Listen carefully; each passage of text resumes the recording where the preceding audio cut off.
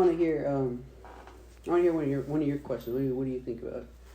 After all, this is your questionnaire on some of the topic. Well, I want to know what you think about there being a McDonald's like less than half a mile away from the Great Pyramids of Giza.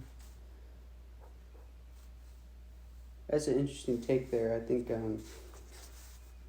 I think that's a very interesting take there. Well, you see, I think the reason there is because it's such a fascinating place there that, come on, you got to expect at least one McDonald's brand to get to that far out there. I mean, come on. It's only expected after a certain amount of time. Do you think that it kind of disrespects the pyramids though? Like the history of the Egyptians? Well, that's an interesting take because the Egyptians, right, they're extremely advanced civilization, at least in my point of view. Let's just talk about like technology-wise even here. They had a drill. They invented a bow drill. It's an interesting thing. It's literally a piece of bronze, brass, that's been cut out into the shape of like an arrowhead, with the shaft coming up and a bow taken around the sides, and they had a little nub at the end that they held on to so that way it didn't take out their fingers, right? That thing reached up to 300 RPMs of just for like absolutely ripping through wood. I think sometimes they were also designed to be able to go through like also brass, which is pretty interesting. It allowed them to be very specific with their artisanal works. But speaking of that, like even their artisanal works, it was pretty crazy back then. I think it's a testament to time is the paintings inside of Egypt that still exist to this day. And I know people are like, oh, well, if only I could go back in time and live there, and then it's like, dude, you'd be skinned alive, you know? Well, I mean, it wouldn't be skinned alive automatically. You'd most likely be sold into slavery. But even then, they didn't really have slaves in Egypt. Actually, most of the people were artisans and mathematicians or engineers, or if you were really lucky, you were a priest. But most of the time, you were pretty okay. I mean, most of the people. The biggest misconception about slavery too in that time period is that it was vastly different than we have concept today. When they made the pyramids themselves, it was mainly the mathematicians I was talking about and the engineers that were the main builders, and it was extremely dangerous even then. But it allowed them to build these magnificent things. Now, let's be honest here, that was a long-lasting civilization. I don't think there was a way for them to really sustain themselves in the long run if they kept building them pyramids, man. Yeah. Speaking of which, about the whole events that happened last week, I read an article about paint involving Egypt, something called Egyptian blue. Okay. All right, so this paint was apparently a very beautiful blue, but lapis lazuli was a very used paint at that time period too, and so Egyptian blue very quickly became out of fashion, and we have no clue how it was made today. Something funny is the fact that I've never even seen this color before in my entire life, but the description Egyptian blue just makes me know exactly what it is, just like that. They actually found Egyptian blue underneath Greek painting works. Like they use it as like a foundation blueprint for it. You know what I mean? Really? Yeah. Like we're talking. You ever see like when people do like the little the little pieces where they have like the numbers inside the spots where they're supposed to color? Yes. It's kind of like that with the Egyptian blue. It was sad because they don't know how they were actually made really. Smithsonian sorts included. I don't know, when it comes to Egypt, I feel like I always want to go, but at the same time, like, it would just be so hot. It's beautiful there though. It's beautiful. One of the coolest things about it is that when you look at like sunset to dusk, because it was designed, right, to be a testament to the gods, and they're very kind of connected with it. They could the pyramids were positioned in such a way so that depending where you were standing during the daytime or nighttime, the sun would kind of correlate and the stars would correlate to where the pyramids were. Mm-hmm. Which obviously, after a while of shifting of the earth, it's not exactly the same lining, but it's still a beautiful thing to see at night too. Especially with like the Sahara and desert getting extremely cold, and you can see like the reflection across the for the moon sky onto it and everything like that. It's really just magnificent looking. If you want to talk about something magnificent, right? There is the what I'm thinking. A magnificent piece, or the testament to them at that time period, I think, is what's it called? It was a Rosetta Stone at that time period. You know what I'm saying? Oh, the Rosetta Stone, like the first, like the way that they kind of, let's just say, translated hieroglyphics. Yeah, correct? Yeah. Yeah, that was always super cool to me because it was basically like the mother to all languages. I don't want to say that. Those are very strong words, son. What I'm trying to say is like, let's just imagine that the Rosetta Stone didn't exist. Okay. We wouldn't know exactly how they buried people even. Would we even be able to translate hieroglyphics? We wouldn't even know anything about the Egyptian gods. We would only have pictures. They originally thought that it was a form of pictograms. It wasn't hieroglyphics, right? Is a combination of pictures and words. Yeah. Yeah. They originally thought it was like just pictures, and so it was confusing. They got completely messages wrong. They saw like a small person and a big person. They assumed they were making fun of like a baby. Okay. Reality, they were talking about the hierarchy inside the civilization in itself. There are some words that you'll see in hieroglyphics too that we might still use today. I can't remember specifically one, but you'll still see like a few people with like an interesting last name that kind of matches to some of that. It's possibly that it was connected with that too. It's always the weird last names, you know? Yeah. Oh, weird last names, alright. Yeah. Like Napoleon. Napoleon was really fascinated with that place. I think it was probably because of where he grew up in France and being able to go all across Europe and see like the Egyptian architecture and whatnot. It was crazy. Especially with the old structures back there. Man, they were probably still full together. Did you know? So this is my favorite fact about the Greek society. Which obviously everybody loves Athens. It's whatever. Everybody thinks of Athens. But my favorite thing is the Parthenon, right? Well, I don't even know what the Parthenon is. You're going to have to explain that. So you know, like, you always see those depictions of, like, Zeus sitting inside of this... you ever seen Hercules, the Disney movie? Yes. Remember that scene where Zeus is in the statue form and his son's like, "What do you want from me?" Yes. And he comes up. That type of architecture, yeah. Imagine the biggest one out of all of them. That's the Parthenon, right? Okay. This building was so big, they had to build in their own optical illusion. Their own optical illusion? What do you mean by that? So you know, like the stone beams and whatnot? Yeah. So normally, right, the stone beams will go straight up, connect into a form. It was like perfect perpendicular as well as you could back in the day. And what they did is they actually inverted it inwards a little bit, so it was more like standing like on an ice cream cone shape, like this.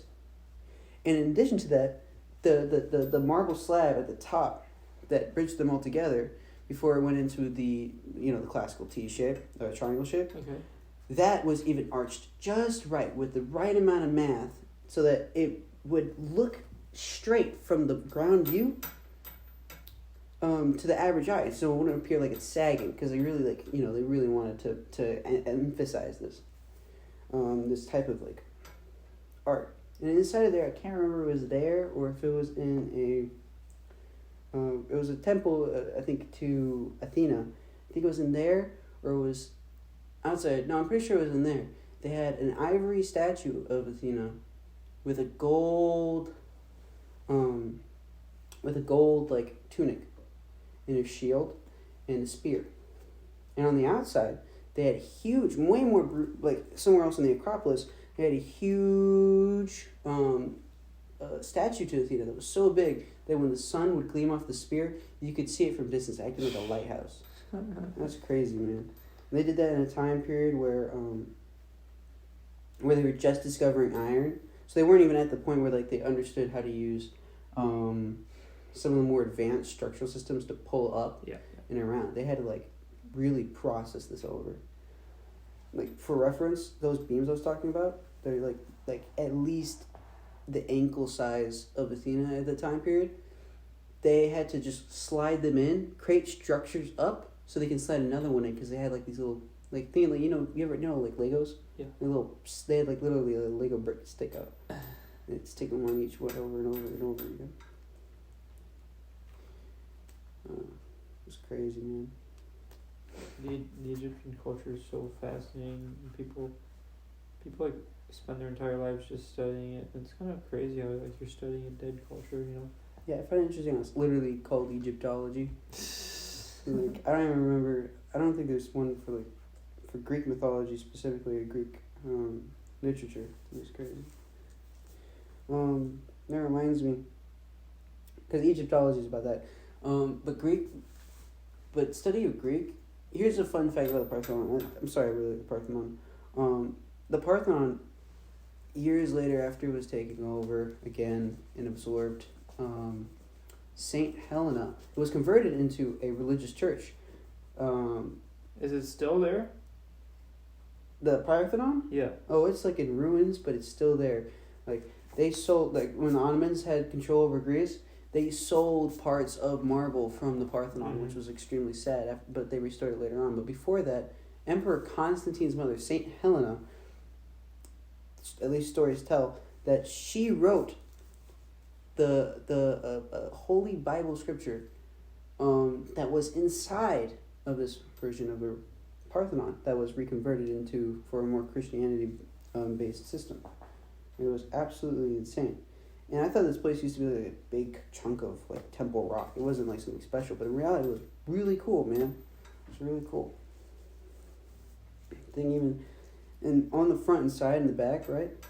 Athena had two things that the Athenian culture believed was the most important. And that was when Athena popped out of Zeus's head, ready for war. And the other end was supposed to be Athena's, when Athena and Poseidon fought over Athens for her to become like the main god patron of that Greek city-state, which is even more mind-blowing to me, because why would you pick one? Why don't you pick two gods, right? Yeah. You guys have a whole polyistic thing here. Why not share and caring, Sharing wasn't really a thing that the gods like to do, Yeah, that is fair. They're really petty. My favorite petty story, right? So this hunter had a pack of dogs. And this is also related to Ironic. No, it's actually not Apollo, Artemis. It had involved Artemis, if I'm correct. So this guy, right, he's minding his own business. He's going out ready to hunt. He was never afraid of the forest. And this is really cool because it's entitled to folklore and how they feared the forest. Yeah. So he didn't fear the forest like everybody else did. So one day, he's like, I'm going to go as deep as I can in the woods so I can get my new hunt meal. He was thriving at this point because he would always go in there. And he'd go farther than any man would go before. So one day, he accidentally stumbled into the secret bathing pool of Apollo. Not Apollo, but Artemis. Now, obviously, it was a mistake, and he really quickly was like, oh, shit, Taki mushrooms. Yeah. I gotta run. So he's like bolting out, trying to be as polite as possible, trying to hide himself as fast as he could. But Artemis was so upset, so angry with him, that she turned him into a deer. So boy was like a nice big buck. And if you remember, not earlier I just said, he had a bunch of dogs with him. And these were hunting dogs. And Artemis said, yo guys, I got you guys a favorite treat over there. There's a buck right there. Just freshly made, nice, plump, juicy. Dogs went straight after their own owner, ran at him full speed, day and night, until he was eventually caught and eaten. Gods be petty, man. Gods be petty. What is your favorite god or goddess or mythical creature from Greek mythology? Well, I think everyone goes with one out of two. They go either for Zeus, or they go for what is his name? Come on, Poseidon. Poseidon. Zeus or Poseidon. Those are like the two, let's just say, coolest. I think Percy Jackson kind of led that on too. Yeah. I mean, what's his name? Rick Riordan. Yeah, Rick He Riordan. really rode that rave. Yeah. You know. He really took it in with that, especially with the Hydra depiction, which He was was like, completely inaccurate. I'm gonna inspire these kids to have crushes on these gods and goddesses. Oh my word! They really tried to dad bod. I think they tried to dad bod one of them. I can't remember which one it was, but I found that was like almost as bad as 300's inaccuracy. You ever Really? seen Battle 300? Yeah, Battle 300 was pretty inaccurate. How? Well, first of all,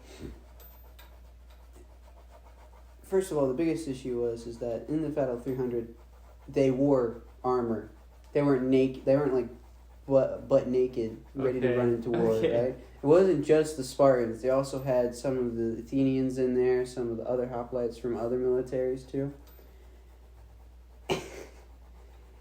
In addition to that, there wasn't exactly as many false murders as there were in there. There was a lot. Remember, that was based on a comic series, Yeah. a graphic novel version of the actual story. It was a little bit different from that, which was interesting because this is the part I find interesting again.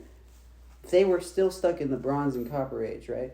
So the difference between the hoplites, right, was one group. This is the fight against, I think, Persians, if I remember.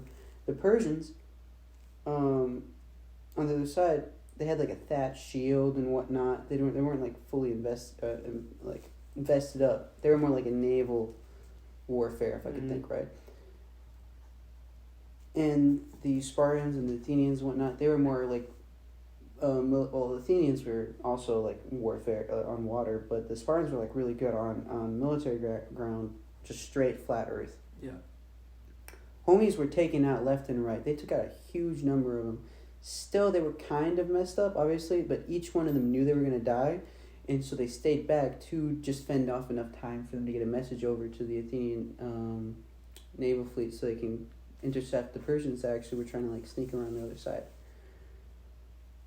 Which is crazy to me. Really. Oh. There's so many of them were dead on that field and they had to like bury up piles. It was insane. Death was always crazy. Almost as crazy as when they never really had like the same burial systems as the Egyptians did. Talk to me about that. I know I saw a little bit of it in your notes, but I want to hear it, man. I want to hear all about that. You're not supposed to tell them about the notes, man. Come on. Seriously? Dang, no, you're good. I'm just messing with you. So, right, mummification was a pretty simple process. It was not simple, but it was a very traditional process, originally done by the priests, and then it was eventually domesticated for everybody else's use. But what you would do is you would incite scriptures, you would remove every vital organ and stuff them in a jar. So now they didn't understand what vital organ was back then, so they just like smushed the brain up and then took it out and threw it away. But they like preserve your heart and your stomach and liver and your your main organs that they thought were important. And then they would shrivel you up in salt for like 3 or 4 days, or like 3 or 4 weeks, sorry. And then they would fill you up with like sand and cover you in lacquer, like a type of lacquer that was really thick and viscous, so that you'd be preserved perfectly. And then they would like bury you with your belongings. Sometimes they'd bury you with your pets. Sometimes they'd bury you with your servants. And then, as I said before, it became very expensive. So they eventually made my favorite thing, which is the Valley of Kings, which is literally a burial ground of all the Egyptian kings. As many as you can think of. It's gone now though, right? But it's still there. Like you can visit some of the sites. It's not as like well kept as the rest of the cities, but it's a beautiful place. Like it's very beautiful in the same way that memorials are beautiful, in a sense. What's funny to me though is that you'd bury yourself with your cat. Because they bury your cat, right? The way they mummified the cats, by the way. And so you ever see like people take their cat and they put it in like a burrito, and then they hold it and the cat's like, why me? It's exactly like that. So they mummified the cat and then they wrap it like a burrito, and they put a little mask on top of it, and then they like ship it off with you. So it's like this little burrito cat. Dude, the cat's thinking to himself, I'm living my best life right now. I'm the cat of a king. I can't wait to live forever and ever. The king dies. Well, it was nice knowing you guys. He was like, wow, I thought I had a whole 9 lives ahead of me. Cut short by 3. Yeah. The king dies. Gets mummified. Cat's looking around like, what's everybody looking at me for? No, they shave their eyebrows if your cat died before you. So, really? Yeah, so like normal people, like the farmers and whatnot would have cats sometimes. Because it's, they'd eat the mice or snakes or whatnot that were coming in. So when your cat died, you'd mummify and bury your cat. To show a sign of mourning for your cat, instead of like grief, open grief, crying, you shave your eyebrows off. You go through a whole Madonna phase where you shave your eyebrows off. You remember they're all bald because they're living in the Sardinism and they want to keep everything nice shaved. So you're just like this hairless like the cat. Yeah, perfect. Is it an Egyptian hairless cat? Siamese? No, Siamese is the one that you see in like Aristocrats. Yeah. Not Aristocrats, but the Lady and the Tramp that caused the trouble. Yeah. Yeah, that was always a very tasteless way of putting down a Siamese cat, but yeah. I wonder if... What's that one condition called where you can't grow hair? Oh, the one TikToker that is like all hairless? Yeah. Yeah. That's kind of like the face I think of every time I so, imagine it. I wonder if a cat was born with that condition. Somebody was like, yeah, I kind of like this. Well, it's interesting. They kept breeding it like that, and that's why. It's mostly what happened is mutation happened, like a sporadic mutation, and that's why it came out like that. But I can see how easily the Egyptians would be like, now that's a god right there. It doesn't even have a single hair on its head. Because they really viewed him as power. One of them even carved a sphinx out for their king as a representation of his power by giving him a lion body and a human head. A little interesting taste on what you like there, but say no more. I think I know what you're implying here by making your cat have a human head. I mean, I'm a little concerned if you start taking your cat and you start petting it in its mummy form. You know what I'm interested in finding out is if they also put the mummies, the cat mummies, in their own coffins, with their own scriptures written around it. Yeah. Or if it was simply left out, they just buried it in a tube next to the guy. They buried him. No, they didn't bury him laying parallel with the ground. They laid him straight down. He's standing. Yeah, one guy was a little tipsy after the last night, and so he puts the cat with the head facing down. The priest is like, egg. I can't even think of it. What's an Egyptian name? Hey, I was gonna say Kuman. No. Hey Amun. Hey Amun, check this out. I buried this cat facing down, dude. The gods are gonna hate this. Hey, so this is what's messed up, right? Greek gods are considered really petty. Technically, Egyptian gods were too, right? So there's a story literally where Ra was getting disrespected, and he didn't like it, so he decided to create his daughter Sekhmet, which is again, cat-faced, lion-faced woman who represent war and vengeance, right? And she started murdering everybody. And then Ra was like, maybe you slow down on the murder. Baby, please, baby. Yeah, literally, he created his daughter. He went, please stop it, don't do it anymore. She just kept killing, to the point where he had to drug her with the blood of the fallen people. Bruh. Made to look like alcohol, made to look like blood. So she's lapping up this pool of human blood, quote unquote. She passes out. She gets a stern talking to from Pops about murdering his pupils. It's crazy. It's almost as bad as whenever you see Ares involved in Greek mythology. Because he always was inciting war and whatnot. It's interesting. One war I thought he would be involved in was the Trojan War. The one where the Battle of Troy, where it's won by the horse. You know that story? Yeah. In that story, I thought it would have been Ares who started it. No, it was. So unfortunately, the king, the prince at that time period, he was considered very fair and unbiased with his decisions. He was very truthful with his decisions. And what happened was basically, the goddesses got into a fight over a party. who was the prettiest. I think it was a wedding. And so they went down to him. I think it was Athena went down, Aphrodite went down, and the third one went down. So Aphrodite, which is considered the most prettiest, she's like, it must be me, right? I don't know. I'll have to take time. The other two were like, it must have been me, right? Like, I'll take time. So they bring him gifts. I think Aphrodite promises him the most beautiful woman in all the lands to be his wife. I think after Athena offered him like eternal wealth or something like that.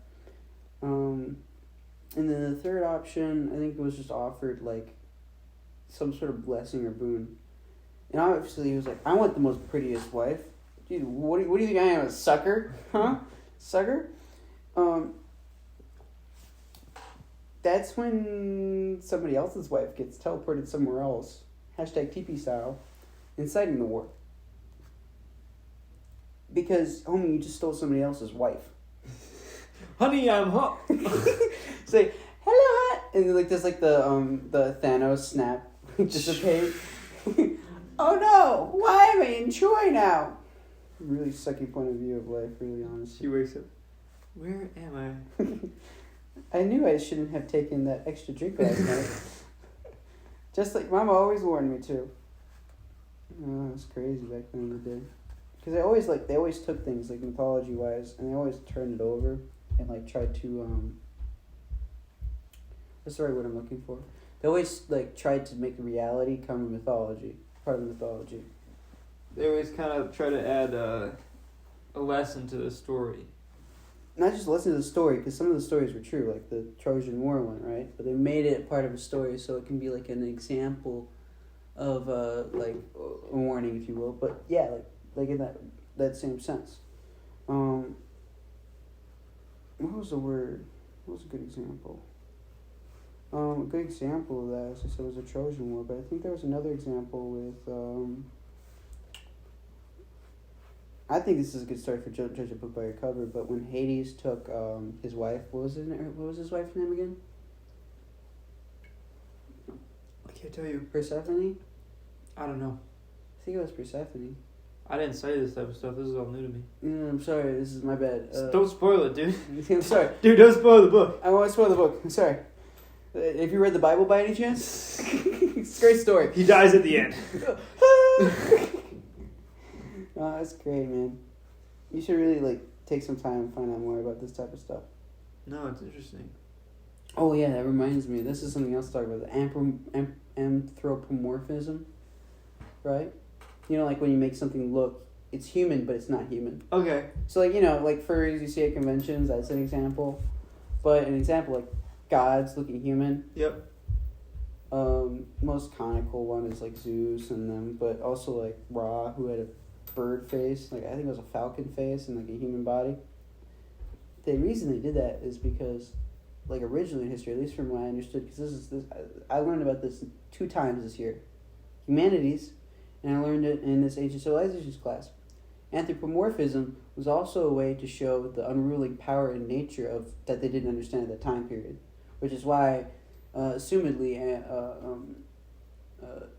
like polytheism isn't as prevalent as it is today because we have so many explanations for like why is the weather like this? Why is it that every time I take this really shiny metal and I eat it, I get poisoned and die? You know, Mercury, lead, you name it. Back then, I think in China even, they had a time period where they like literally just drank mercury, like shoved it on their face, and they thought it'd make them young again. I think in Greek they even did that too. Yeah, it was the powder. It was a powder. Anyway, back on what you were saying about, what is it called? It starts with an A? Anthropomorphism. Yes. I was just reading a book. It's called The Screwtape Letters by C.S. Lewis. Yeah.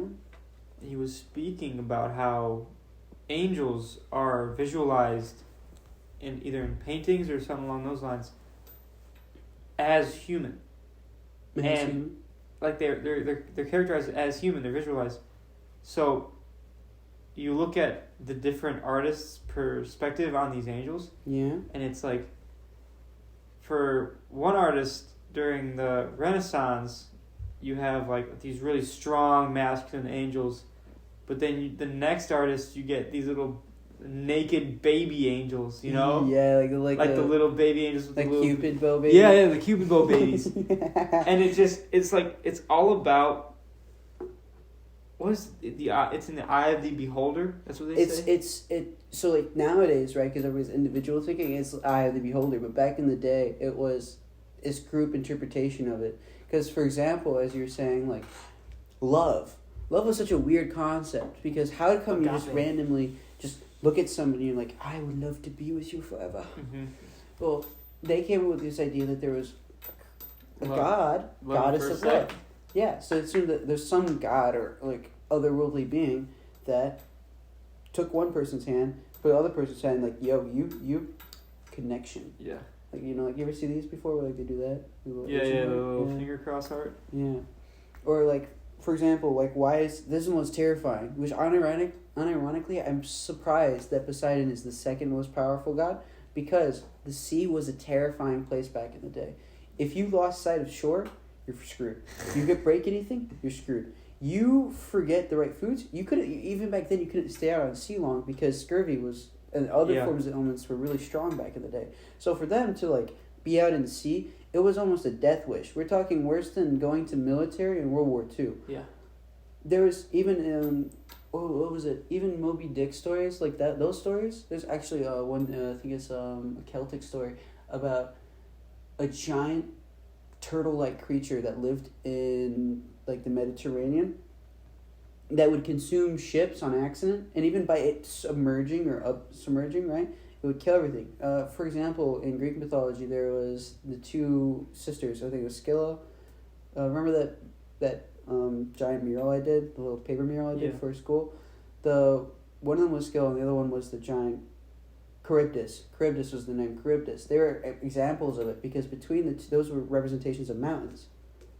Two mountain passes that they would go through. Yeah, and the currents around there and the jagged rocks and whatnot were so dangerous that obviously a giant toothy creature or would be a great representation for the rocky shores, and then like a giant creature that threw boulders at you and tried to eat you would be a great example for a sheer cliff that rocks would fall off of, right?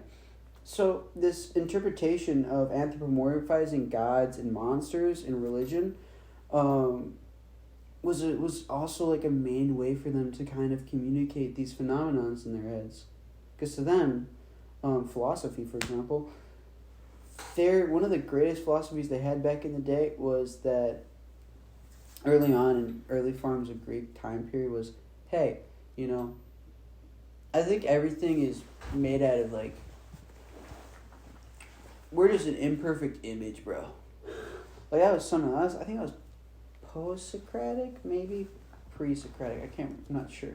At that time period, everybody was just starting out in like philosophy. Nobody really thought about like how. One of them was obviously how was the world working, but nobody really thought about like what things were kind of processed on. The higher thinking was just starting up, if you will. But yeah, it's pretty dope. Pretty dope time period. You know, a great example is Socrates. Socrates and his silly little bum.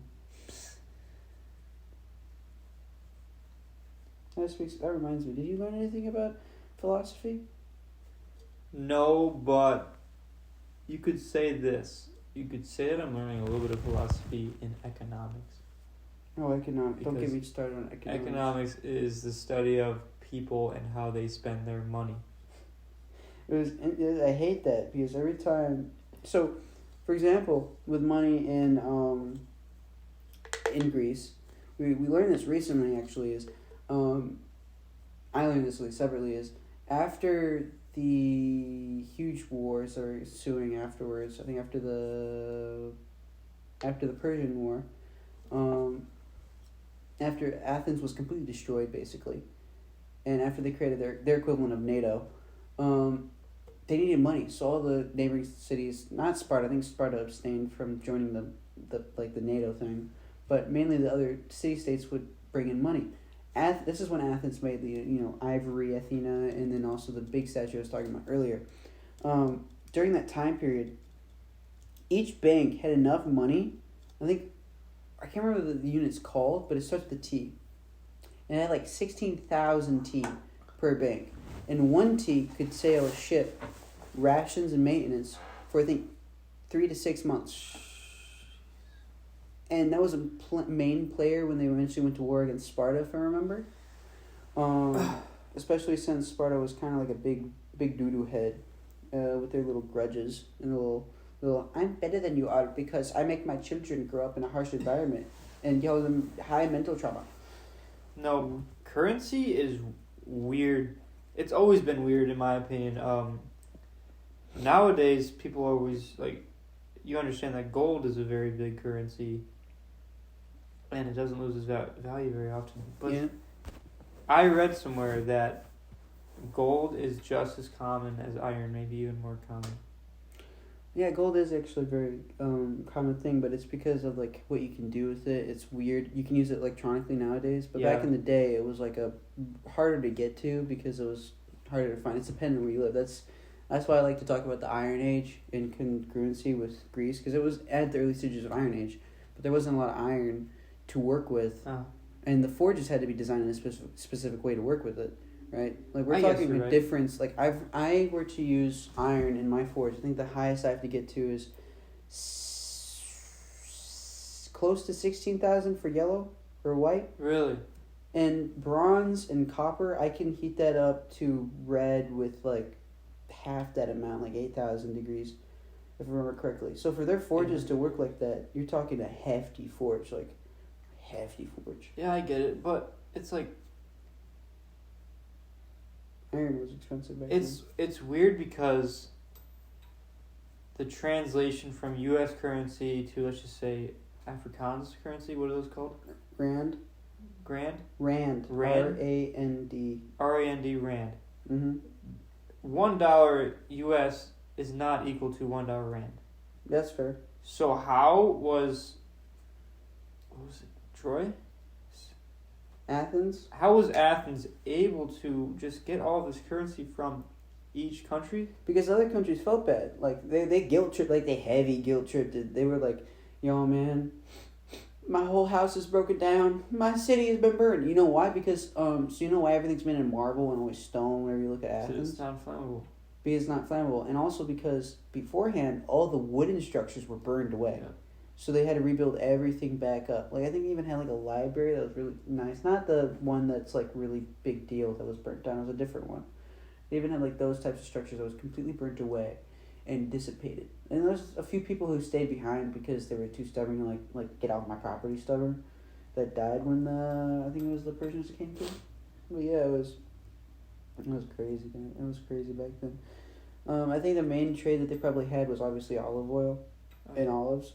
Because that was like the main thing, and even their city states, like, you know, like we have the mockingbird. Is it for our state's state bird? Our state bird's a robin. Robin, sorry, our state bird's a robin. They had like their state plant and their state bird. I'm pretty sure the state bird was an owl and their state plant was an olive because really the idea was I would think it was a dove. No, not a dove, because Athens being for Athena planted an olive tree, the original sacred olive tree that they loved so much. In addition to that, Athena's thing was an owl, and so like, Athena, please, you know. So they made it an owl too, which I can understand why owls represent wisdom. And I know that we all like to think that Greece was so advanced and such like that, but all they did basically was just glorify these gods. And all the years wasted. It's like when I read the book Utopia by St. Thomas More. St. Thomas. I really did try to envision this city as Greece. As Greece in its prime. That's how, when I read the book, that's how I imagined it. It's really hard though to imagine such a crazy place because of the time period, right? They had like councils, 500 people. They were advanced in their time period, but in comparison to today's critical thinking, they're not that crazy in comparison to say Aztecs, as you talked about off the show. Clarification to the audience: off the show, Tommy brought up a great question. He wanted to know If the Aztecs versus the Greek Egyptians. or Egyptians, the- was it Egyptians? Either or. Who would win? And I can't remember. What did you say was who you thought would win? I that's why I asked. I don't know, but I will say. Let's just look at, because the Aztecs were way after Greece. Yeah, but they were still in it. Like for everybody was like in their own little time zone. You know what I mean? Like their own little microcosm. Yeah, but like let's just imagine that Greece and the Aztecs fought. I would imagine Greece winning. Yeah, like imagine like the Vikings came over through like very top where Alaska was. Uh-huh. Imagine like that with the Greek people. Yeah. Yeah, coming in through there and they come down and finally get to the Aztecs. I think if it depends on home ground because the Greece people they had like amazing materials of fighting. Like they had amazing techniques with fighting and like not techniques with fighting. Well, it depends. Spartans had like their own training regimens since there were 7. I just think that when it comes to Greece and it comes to the Aztecs, sure the Aztecs have the fight or flight. I'm gonna die, so I'm gonna fight. Animal instinct, you understand? Yeah. But the Greece they had armor. Yeah, that is a fair point. Even though the Aztecs were after Greece was so much more advanced because they didn't waste their time making a calendar and. Well, they did have a calendar. They had an outdated calendar that we don't use today. We use the Egyptian calendar because it follows the Nile River and that's consistent every year. But yeah, we all had a calendar. I guess you could say that. But it's a like, little bit more oh religious shoot, calendar. I'm thinking about Greece. What am I thinking about? Beautiful architecture, gods with a lowercase g, and just the color white and green. The color white and green. White and green. Why is white and green? Olive branch. I just think of like olive green and white. I normally get the red and black is what people say. Really? For Greece? Yeah, for Greece, red and black. But or anyway, blue. I think of the Aztecs as like obsidian swords. To be fair though, those obsidian swords were crazy because they would stay wicked sharp no matter what. I mean, I agree, but like, what is your obsidian sword gonna do to armor? Yeah, it is fair. They wouldn't penetrate very far. See what I'm saying? But to be fair, like the conquistadors, that came over, they were pretty messed up even though they had metal armor. Because the only reason they really won in comparison is obviously the biological warfare of diseases. Yeah, that was it. And also matchlock rifles. But if you hit the right spot, you could pretty easily take it. Because the history of armor is interesting. Conquistadors, the reason they had like only one breastplate and helmet is because their fighting was matched with other people with rifles. So they never really worried about like wearing like the heavy later medieval style armor that we have today. Actually. So, in the same sense, the it depends also on the bows. So in the story, right? So against the Persians and the ones I mentioned earlier, the Persians and Spartans, right? The Spartan armor was better suited for light arrow attacks. Like strong arrow branches or like long range, not long range, but a longbow versus like they didn't really have longbows at that time period. I don't think it was more of like a very subset thing. But the distance at which the arrows were shot at, they were light arrows, so they would lose momentum quickly, and it eventually become like getting hit with a Nerf dart, like a rival Nerf gun. Really? Yeah. So it would hit the armor, but it would bounce off because of the fact that it was so far away. Because that's what the bronze armor was designed for. They actually had like these little tunic things that came down here too. I think even the Athenians had something similar to that. I think later on, closer to the time period when Alexander the many armies was around, they had a more like unit style fighting where it was like the long spears involved with that classic shield you think of, with that classic setup where there was the box shape. You ever watch Asterix and Obelix? Nope. Oh, it was a great show. It was about the equivalent of the Gauls versus Caesar in his reign. But that general style of it was like very unified. That type of armor against, say, Spartans, I don't think the Spartans would win. I don't think they did win. I think they had a clash once or twice. I think it was with the Persians actually. But I don't think any of them would have really won. But it's only warfare. So, It was nice seeing you today. Let's get a comparison of those pieces here we got. I want to see what you drew. So this is what I drew. What did you drew, buddy? How about you describe mine? I'll describe yours. And All then right. we can show them pictures. So I'm seeing a Egyptian man, looking out at it from his temple spot in the night sky at the sun that has a triangle on the inside. Yes. Interesting. That is the best way to describe it, I'd say. He's also got a very strong chin, I will say. I mean, his mom must be very proud. I gave him a strong chin because I didn't feel like drawing that weird piece that sticks to their chin. Oh, so he's supposed to be a pharaoh? Yes. I didn't give him the strange headgear. I did shave his head. Yes, yeah, you're supposed to shave his head. I gave him the beautiful little eye makeup that he likes to have. Did you know that eye makeup is actually a way for them, because it was so bright outside always, they didn't have sunglasses. It was the best way they could deal with the sunlight, especially on the horizons, because it was so intense. That's why you also see animals in Africa with like the cheetahs or leopards with the black lights, because it's a way of absorbing the light away from the eye. Anyways, that's really cool. I'm glad you actually added the detail. I didn't even tell you about that. That was actually a really good job. Yeah, thank you. You know me, I just took my common knowledge of stereotypical Egypt and I added it to a drawing. Yes, stereotypes. Let's look at yours. Right now I'm looking at Athens? I just do kind of like a general, like, looking out of Acropolis. Yeah, we could say Athens. I mean, I like it. I like how you added the detail with the greenery. Right now, it looks like I'm looking at, like, pillared buildings. Is that what I would say? Pillared buildings? I would say that you could call them pillared building. I'll let you slide off with that. I mean, just the because I was actually going for, like, same thing, but with Egypt. Mm-hmm. I ended up giving up and erasing it. So I'm glad that you found the attention to detail. Yeah, I mean, it's great. And it was nice talking to you today about all this. And Yeah, it was nice talking to you too. thanks for the invitation. Well, hopefully we can do it again. Yeah, I hope sometime we can. This is the Erwin experience. Thank you. Thank you. Anyways, cheers.